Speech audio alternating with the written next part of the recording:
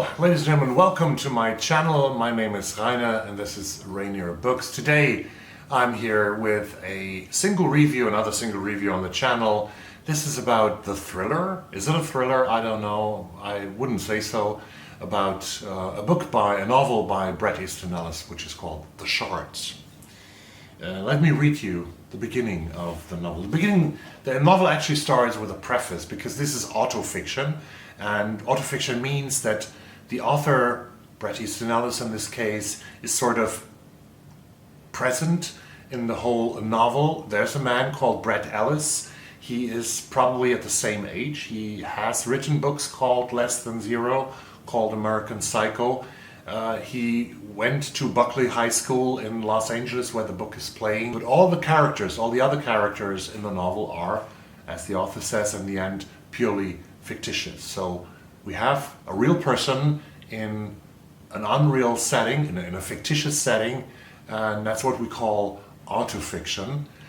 But let me read you the beginning of this book, which plays out that somebody in our time, in the 2020s or 2010s, remembers something that has happened a long time ago when he was very young, when he was 17 years old in 1981. I remember it was the Sunday afternoon before Labor Day in 1981, and our senior year was about to begin on that Tuesday morning. I remember it was the Sunday afternoon before Labor Day in 1981, and our senior year was about to begin on that Tuesday morning of September 8. And I remember that the Windover stables were located on a bluff above Malibu, where Deborah Schaefer was boarding her new horse, Spirit, in one of the 20 separate barns where the animals were housed. And I remember I was driving and following Susan Reynolds and Tom Wright in Tom's convertible Corvette along Pacific Coast Highway, the ocean dimly shimmering beside us in the humid air, until we reached the turnoff that took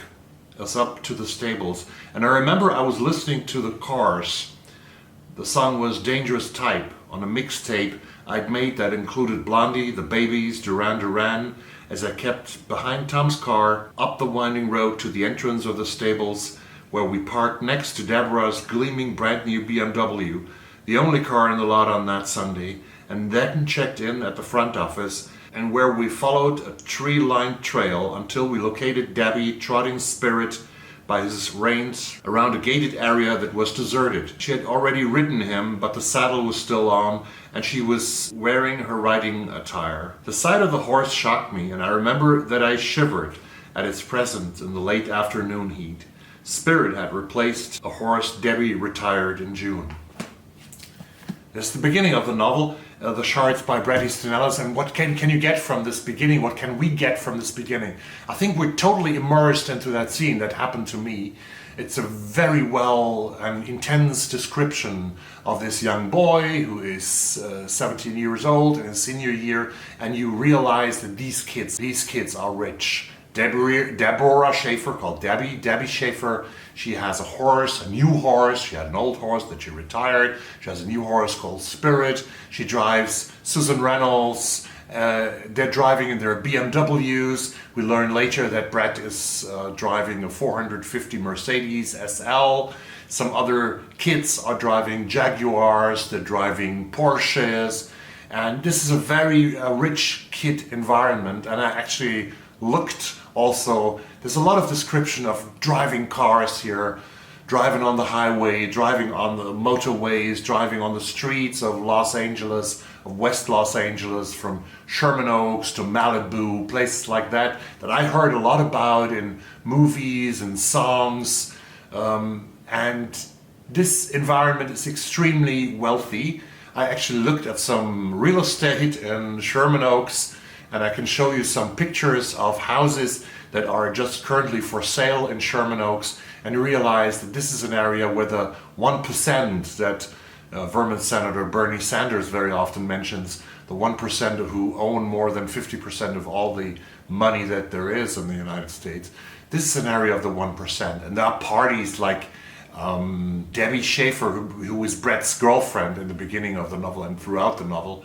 Debbie Schaefer's father, he is a film producer. He gives parties in Los Angeles, and Bret is invited to the parties, and you meet people like Paul Newman, like Jacqueline Welch, like directors like John Schlesinger and other people. You meet a lot of celebrities in this world where the rich people live, and everything seems to be so beautiful. Susan Reynolds, the best friend of Bret, he is a little bit in love with Susan Reynolds, but actually he finds out that he's more gay than bisexual, although he has that girlfriend Debbie throughout the whole book. He loves Susan Reynolds in a certain way, but he's even very attracted to Tom, her boyfriend.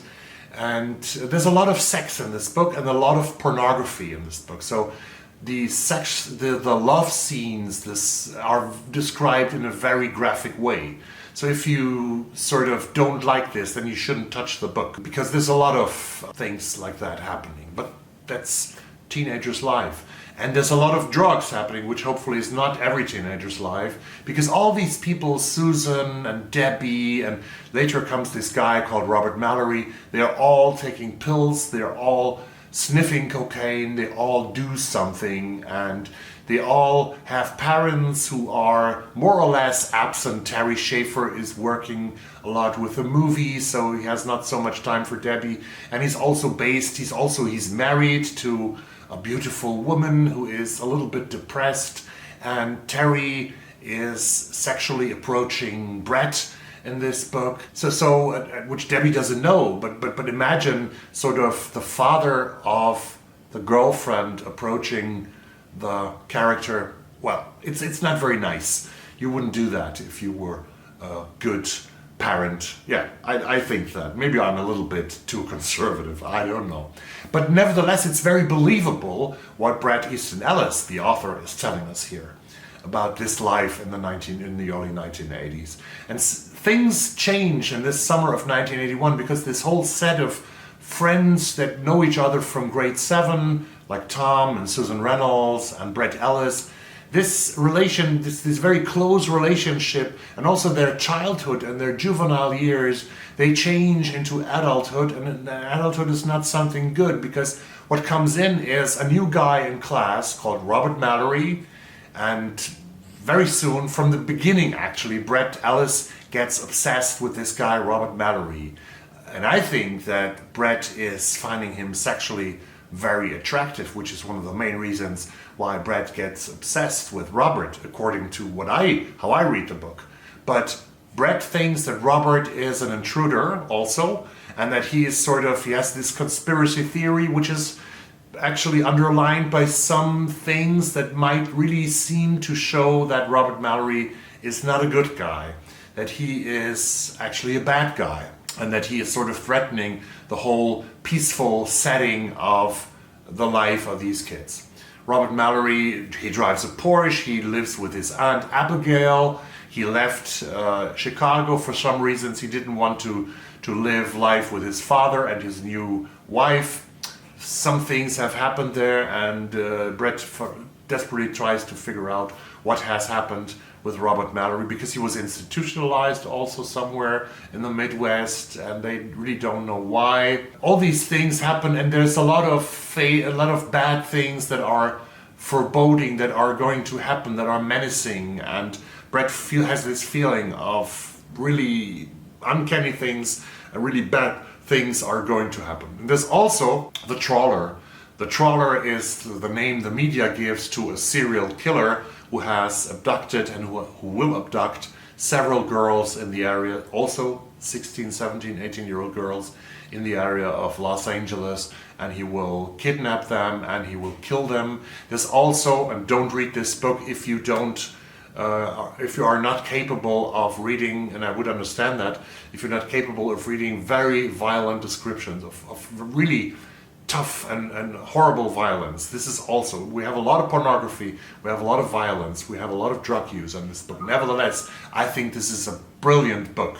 So, but if you cannot read this, then you shouldn't touch it. There's a lot of violence also against animals, and because the Trawler, he is somebody who is sort of sneaking around his victims. He is abducting animals and killing animals of the people he then will kidnap. The Trawler also breaks into homes. There are break-ins in several homes here and there. And this everything is sort of contributing to an atmosphere of rich people who live there they're always driving their cars. You could actually look at the map of Los Angeles. I actually thought about doing that, but it would be too much work because Bret is driving so much in his beautiful Mercedes 450 SL on the streets of LA, and he's driving to Sherman Oaks, to Malibu, to Century City, to all these places. And there are a lot of encounters where you have close encounters of people, where you actually, very strong characters, where you realize that Bret tries to read these characters and they try to read him, they try to understand him, but there's a lot of miscommunication where you see that people are really not able to communicate with each other. They're not honest to each other. And even your best friends, in this case, Bret feels that his best friends lie to him. They don't tell him the truth. They don't take him into their confidence, into their trust and tell him things. They talk about him and all this, which is very, I think, also a part of becoming an adult, this feeling of being insecure about your position in groups and how people see you. This is so beautifully depicted and so closely, so realistically depicted in this book that I really, really loved it. It is described as a thriller here, also from the library in Stockholm, the Shards. It is definitely also a thriller, but I think if it is a thriller, then it's really a thriller at the highest possible level of literary fiction, because this is literary fiction as well as a thriller. It is a genre-crossing novel. We have such strong character development and environmental development, and what I also like about the autofictional stuff in this book, because this is autofiction, is that Bret is describing, as the narrator he is in that book, he's always describing that he is a writer, and that he has started writing a novel at the age of 17, which will later come out and make him very famous in real life. This is the parallel to the real author, to the real persona of Bret Easton Ellis. But how much can we believe the narrator? I mean, how much can we believe Bret Ellis, the kid at high school, what he's telling us is true? Has he done some bad things? We never really learn that. And this ambiguity is also a fascinating thing about this novel. So I really, really love this, The Shards by Bret Easton Ellis. I was appalled, and I was sort of, didn't like the too strong depictions of violence and sex. That was not necessary, but maybe it was. I don't know. If you read The Shards, please tell me in the comments down below what you thought about this book. I think it's brilliant. I would give it 5 stars out of 5. It was one of the most gripping reads I had this year so far. So read this if you are capable of dealing with it.